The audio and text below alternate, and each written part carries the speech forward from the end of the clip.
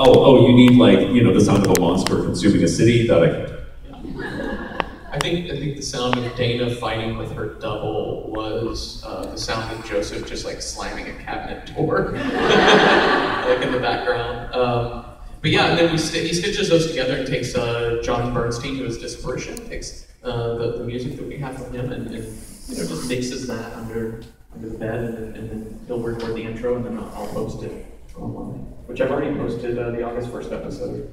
It won't be up until midnight, but it's posted in 6 hours. Yeah.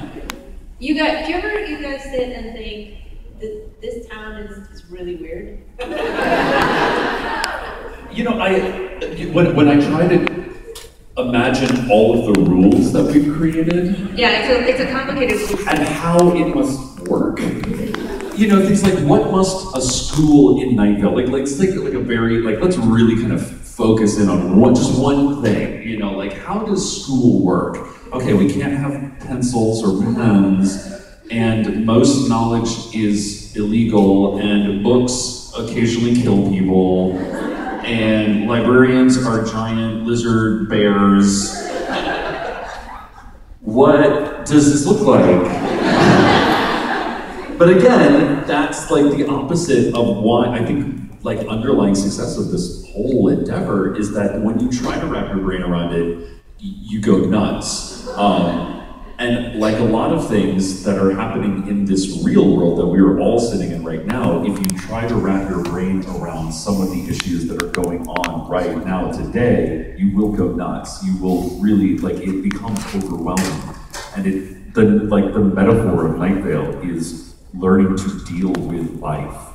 It is, we're not going to give you the pat answers of what happens when Cecil and Carlos get together. You get married, you have a kid, or you break up, or one of you dies. That's it. Mainstream media has told us. Spoiler alert. That's it. Those are the 4 things that happen in TV shows and sitcoms and things like that. And what is the first thing that Joseph and Jeffrey do is they're like, you know what, you're gonna get together and it's gonna be amazing, and then one of you is gonna get a job out of state. Because that is a real thing that people live through. That's life, that is real life.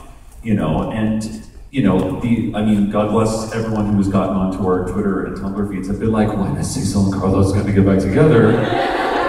It's not the happiest, most pretty little tied up with a bow thing. It's, it's life that requires some thought, that, you kind of have to take all of it in, because if you tried to really pinpoint and follow the thread, you would go a little crazy.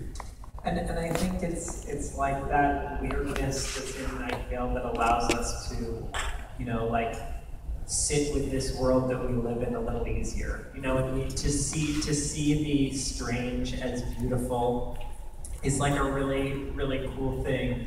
And what I was just thinking about as you were saying that is when I first got cast in Nightvale, my mom devoured every single episode ever that had existed so far. And then everything that was slightly bizarre or strange, she would text me or tell me in person, and she'd say, "That's Nightvale."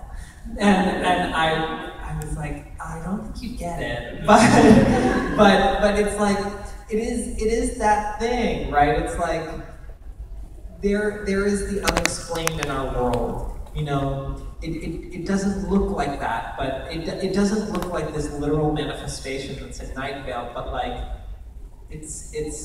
it is a lens onto the world, and it's really cool to see how many people have chosen to look through that lens. I said that question, and even as I said it, I was thinking to myself, really nothing had felt as normal to me as Nightvale did. I listened to it, I'm like, yep.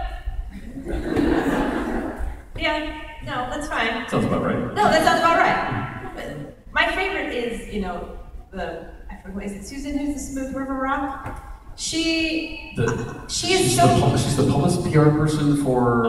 No, she's the daughter of No, Sarah Sultan is. That's Sarah Sultan. Yeah, is the what's the word? She's like the head of the university. Okay. And then there's someone's daughter is a disembodied left hand. Yes. Well. Right. Okay. Yeah. Honestly, these were very familiar figures to me, and I know that I'm not alone. I was like, oh, sure. That only makes sense. You know, it's no stranger Case in point. than Toby Keith. Shot girls. Or whiskey girls. Yeah, because there are no whiskey girls in Nightvale. You know what I mean? I don't feel like Title of the new episode. there are no whiskey girls in Nightvale. I'll write that one for you and send it to you for free. Please. How about right there? Yes. Do it. It's the greatest video ever. Sorry to start to discuss since I only missed the first 30 minutes and I thought it started at like 6:30, 25. Are there any quotes from open? Oh no, thanks, just no. Are there any quotes? Did you say one of your teeth just came out? Oh. I started to ask this question. And then my teeth started to fall. This panel is easy. Keep going. This panel is intense. Oh my god.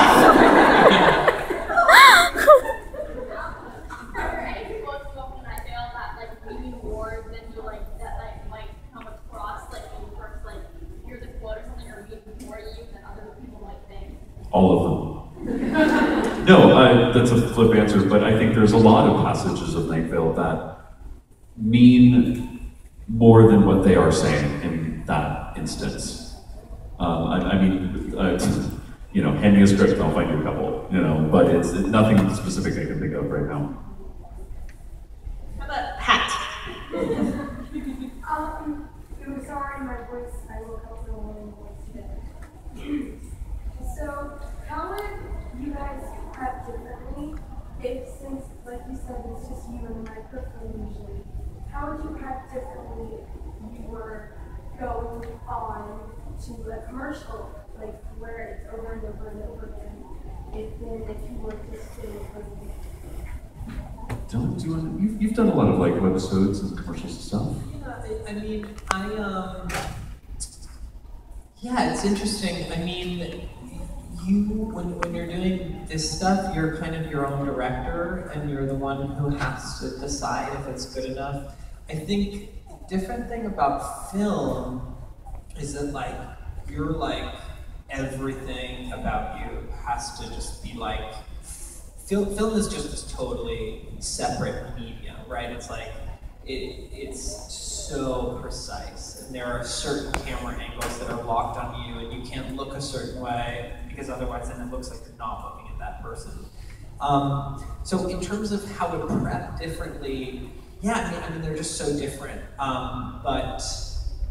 But I would say that when you're recording a podcast, you're your own director versus a crew of 40 people around you who are each focused on one little thing. You know, there's a team of people who's wondering if a piece of my hair has kind of gone astray and that doesn't fit with the continuity of the previous take. But yeah, it's like it's just kind of you and the microphone, and that's a really cool relationship. Oh. It's, you know, like what you were saying about, you know, working with the news of, you know, you're writer, director, performer. You know, like my friend Emma likes to use the word maker a lot. Like she considers herself a theater maker. She produces her own work. She writes the grants. She applies for the government grants, and you know, does all of that. She makes it from the ground up. And I think performing in an environment like this, you really are. You're your own maker. You know, you're not done with work until you say you're done. You're your own boss. You know, working on other projects, you're not done until somebody else says you're done, or until somebody else says that was the one, that's the good one. And you're like, but I thought the good one was 3 times ago. That was my favorite. But you have no outlet or voice for that. And what's cool about this is that you're your own boss. We're going to be taking just a couple more questions, just because we're almost going to be wrapping up. So I'll go right there. Yes.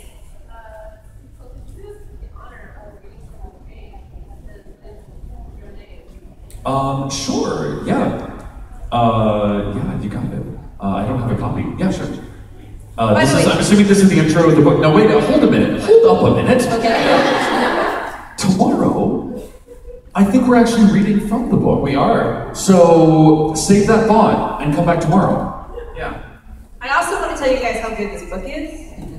It's really good. Like it's just like I don't want to brag, but I like read it a long time ago.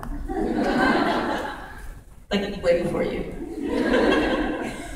I have it at home. It's really good. Hey Maria. What? I have a couple of copies at home.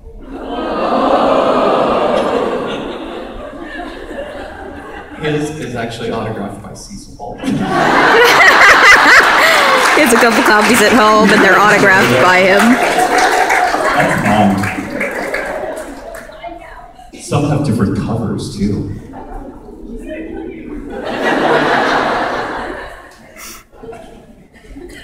Well, fine.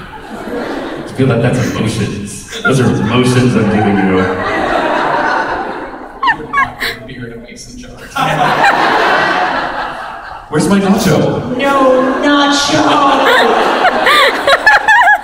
No nacho!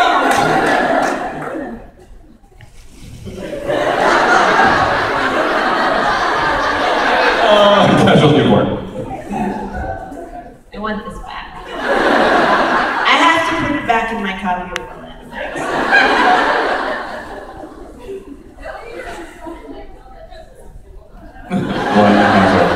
I think that can be done. By the way, this is irrelevant, but last night I saw somebody accidentally tip over an entire shrimp cocktail on the hotel carpet, and it was amazing that you could not notice because of the it just blended in, and I never saw anything that matched the shrimp cocktail before. So, just something to think about that has to do with food. Okay, right there.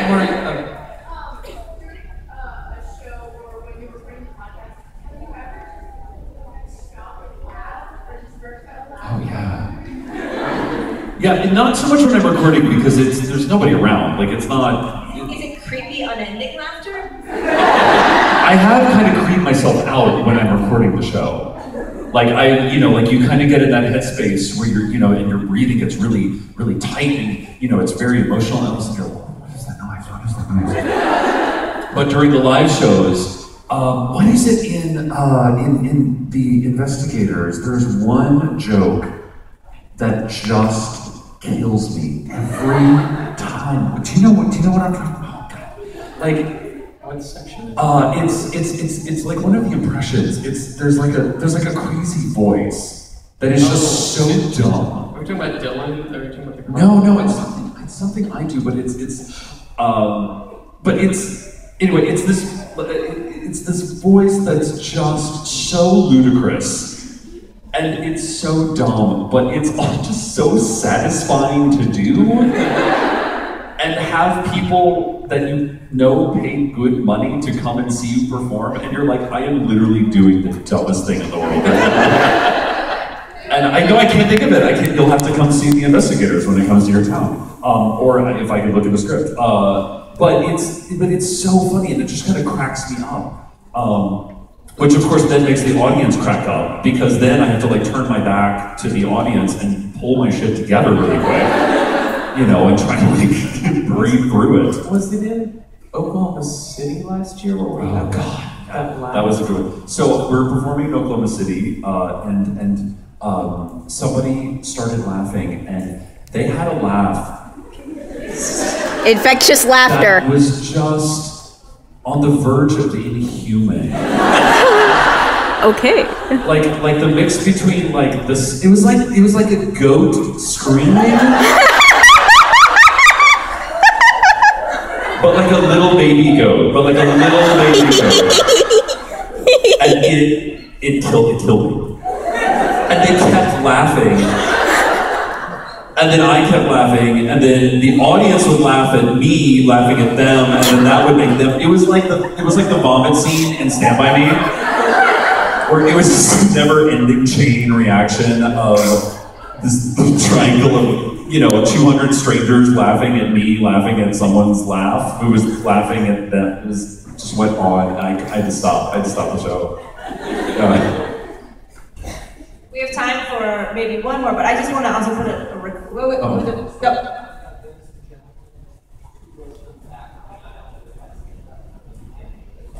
Well then, it shall be you. That's Colin. Hi. Colin and I have Geekycon, and he let me pluck his eyebrows. So nice. Yeah. I know everyone in the audience personally. We have a tag to prove it. Sorry. Shut up. That was a big night. It was a good night. Yeah. The great thing about working with Nightvale is that you have these seeds planted, and eventually, a year or two later, there's a big payoff.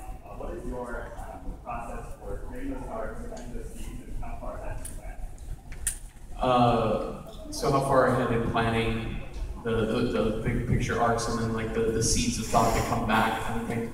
I mean, really a lot of it is, a lot of times, here's the secret of when you have a serial storyline that just kind of goes on and on. A lot of times when you're looking for an idea to build on, a lot of times you just go back and you listen to or reread old scripts and you find a thread that maybe it was just like a one-off joke